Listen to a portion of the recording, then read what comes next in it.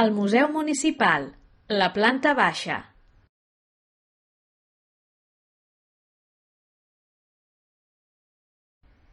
El 15 d'agost de 1945, coincidint amb la Festa Major, Vicent Ros i Batllevell inaugura el Museu Municipal instal·lat en algunes dependències de l'antic convent de caputxins.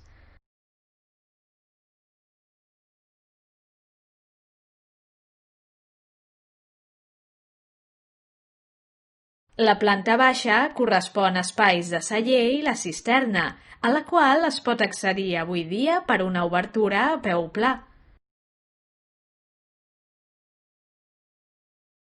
Al convertir-se en museu, en un d'aquests espais s'hi van recrear unes botigues que contenien un taller d'espardenyer i un de cadiraire.